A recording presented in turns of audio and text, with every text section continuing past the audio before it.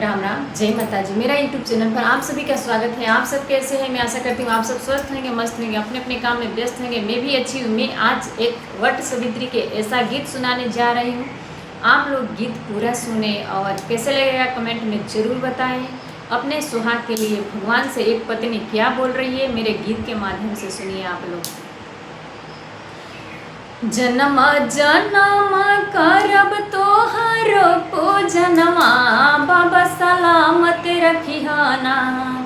जन्म जन्म करबह तोहरो पूजनवा, बाबा सलामत रखिहाना।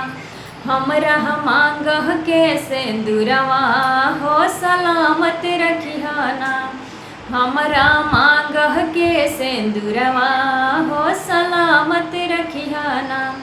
भूखला पियासल कैनी वरगद के पूजनवा, बाबा सलामत रखिहाना।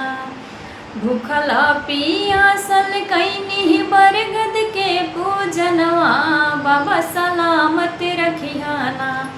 हमरा मांगह के सिंदूरवा, हो सलामत रखिहाना। सुरहो सिंगार बाबा पिया वेले बाड़े, हो सलामत रखिहाना। सुरहो सिंगार बाबा पिया वेले बाड़े, हो सलामत रखिहाना। हमरा मांगह के सिंदूरवा, हो सलामत रखिहाना।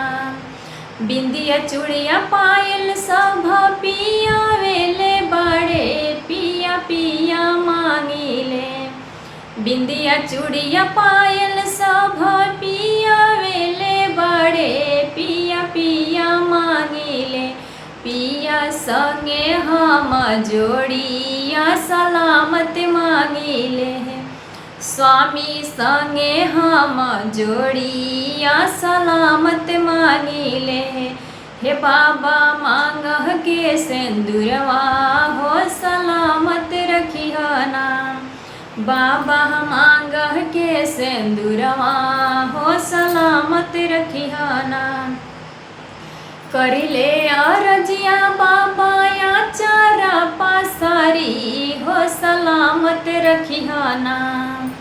करिले अरजिया बाबा या चारा पासारी, हो सलामत रखिहाना। हमरा मांग के सिंदूरवा, हो सलामत रखिहाना।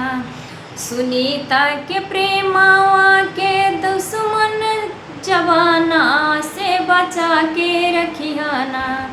सुनीता के प्रेमावा के दुश्मन जवाना से बचा के रखिहाना। हे बाबा हमरो सिंदूरवा, हो सलामत रखिहाना। हे बाबा हमरो सिंदूरवा, हो सलामत रखिहाना। तो ये प्यारा सा छोटा सा वट सावित्री का गीत आप सबको कैसा लगा प्लीज़ कमेंट में ज़रूर बताएं। और मैं मिलती हूँ एक दूसरे वीडियो में नए गीत के साथ। तब तक के लिए नमस्कार।